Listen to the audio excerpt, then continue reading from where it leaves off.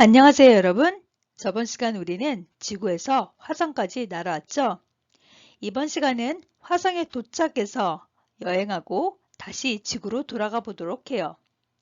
이번 여행에도 많은 문제점과 해결책들이 있으니 잘 한번 정리해 보겠습니다. 그리고 다시 한번 말씀드리지만 부재인 내용 문단은 파란색으로, 형식 문단들은 검정색으로 쓰여져 있습니다. 잘 정리해 주세요. 그럼 시작! 혹시 저번 시간에 정리 못했을 친구들을 위해서 다시 한번 화면을 구성했습니다. 필요한 친구들은 정지하시고 필기해 주시기 바랍니다. 특히 주제랑 특징 기억해 주세요. 내용 문단 6문단, 형식 문단으로 26에서 30문단, 문제점과 해결책을 먼저 이야기해 봅시다. 화성 유인 비행에서 가장 생명을 위협하는 순간은 발사와 착륙의 시간입니다. 이 중 착륙의 문제를 두 가지 방법으로 나누어서 해결 방법을 제시하고 있습니다. 27문단은 그중 첫 번째 방법인 에어백을 이용해 착륙하는 방법에 대해서 설명합니다. 강화도 중 낙하산을 펼치거나 엔진을 분사해서 착륙하는 방법입니다. 그런데 에어백이 있기 때문에 여러분 에어백 뭔지 알죠? 10m 이상 튀어오르거나 어디로 착지할지 모른다는 난점, 어려움이 있습니다. 28문단에서는 두 번째 방법인 로켓 엔진을 분사해 감속하면서 부드럽게 착륙하는 방법에 대해서 이야기합니다. 하지만 엔진 분사는 저번 시간에도 배웠듯이 많은 연료가 필요하다는 문제점이 발생합니다. 29문단 현재로 볼 때 화성 유인 비행에서는 엔진을 이용하는 방법이 사용될 예정이라 합니다. 30문단 과거 탐사선 큐리오시티를 예로 듭니다. 큐리오시티는 2012년에 발사한 것으로 무게가 1890kg로 가장 큰 탐사선이었기 때문입니다. 여기 표가 하나 있습니다. 에어백을 있을 때 로켓 엔진 분사를 했을 때 장단점을 쓰는 표가 있습니다. 한번 생각해 보시고 써보도록 하겠습니다. 내용 문단 7문단 드디어 화성에 착륙했습니다. 그렇지만 그곳의 생활은 지구와 다르기 때문에 여러 어려움들이 예상됩니다. 우선 31, 32문단에서는 지구와 다른 화성들의 모습을 보여줍니다. 푸른 하늘이 아닌 분홍색 하늘, 붉은 노을이 아닌 푸른 노을을 말해줍니다. 그리고 그렇게 보이는 이유를 설명합니다. 그렇기에 31, 32문단의 내용 전개 방식은 이유가 나타낸 인과와 두 가지 특징이 나타내는 나열이라 볼 수 있습니다. 자, 33문단 가혹한 화성의 환경에 대해서 이야기합니다. 평균기온 영하 55도. 하지만 과거 달에 보내진 아폴로 우주선의 경험을 볼 때 훌륭한 주거지와 우주복이 있다면 이러한 문제점들은 충분히 해결될 것이라 예상됩니다. 내용 문단 8문단 진짜 화성 생활에 문제가 있었습니다. 바로 화성의 모래 폭풍이었습니다. 그리고 그것에 대한 네 가지의 해결책을 이야기합니다. 우선 34, 35문단 모래 폭풍에 대해서 설명합니다. 초속 100이지만 대기가 희박하기 때문에 지구의 밑풍처럼 느껴진다고 합니다. 그렇기 때문에 가장 문제는 36문단에 나타나는 바람이 동반하는 모래의 문제점이라 이야기합니다. 첫째, 모래는 해로운 화학 물질과 중금속이 있다고 말합니다. 둘째, 대기의 광 투과율이 낮기 때문에 시야가 흐려진다고도 말합니다. 드디어 37문단 여러 가지 해결 방법들을 더 얘기합니다. 첫 번째, 태양 전체판의 크기를 크게 한다. 두 번째, 공기가 들어오는 부분에 필터를 설치한다. 세 번째, 우주복을 세탁하기 위해 세차기 같은 기계를 사용한다. 마지막으로 태양 전지판 등의 모래를 제거하는 와이퍼를 설치한다고 말합니다. 38문단은 과거 스피리토와 오퍼튜니티의 사례로 모래 폭풍의 문제점을 한 번 더 이야기합니다. 내용문단 9문단 유인 화성 탐사의 의의를 밝히는 문단입니다.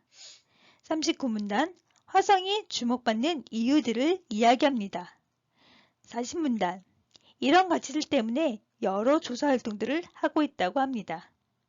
초기 임무로 우주 탐사 기기 설치와 암석 수집이 있었습니다.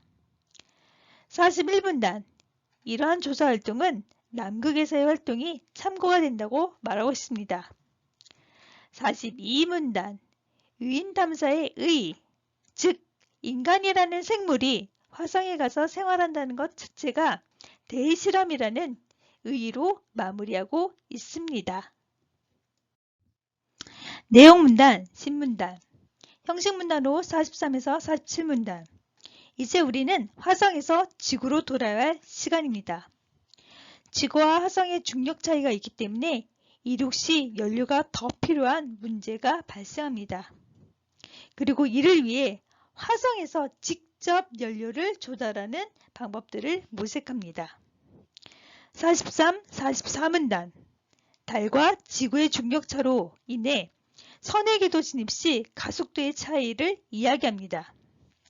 45문단 화성은 과거 달과 비교해 2배의 중력이 있기 때문에 더 많은 연료가 사용될 것이라 이야기합니다.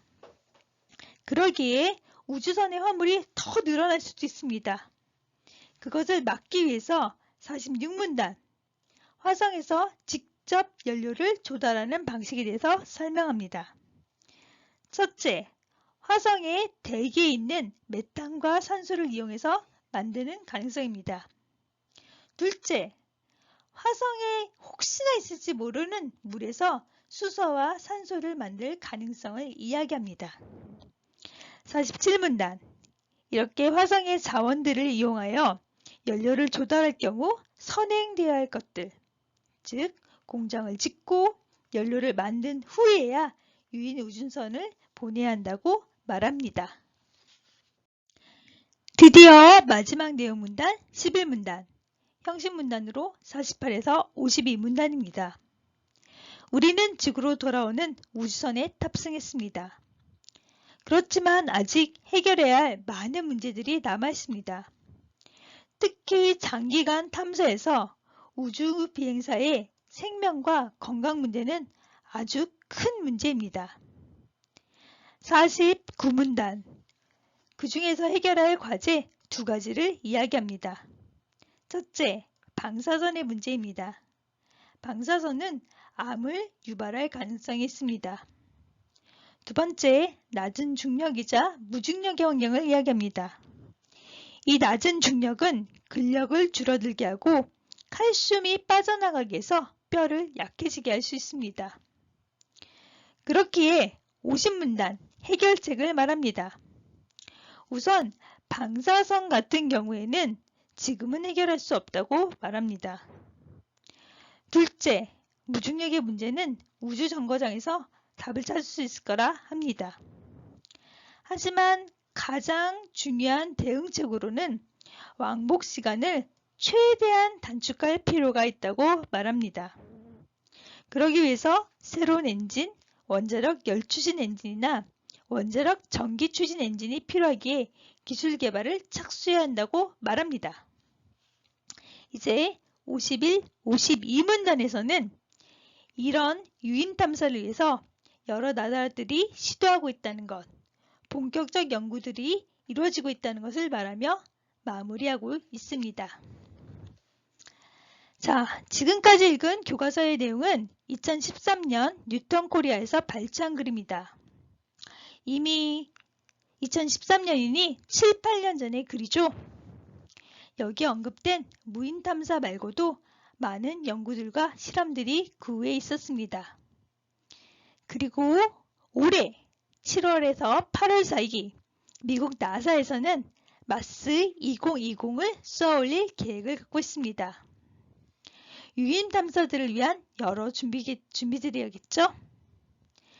자, 그럼 오늘의 미션 나가겠습니다. 화성 탐사와 관련된 다양한 글, 기사든 책이든 어떤 글이든 상관없습니다. 혹은 영상을 찾아보고 인상 깊었던 것의 출처를 밝히고 느낀 점을 간단히 딱 3줄로만 써주세요. 그럼 우리 다음 시간에 활동으로 만날게요. 안녕.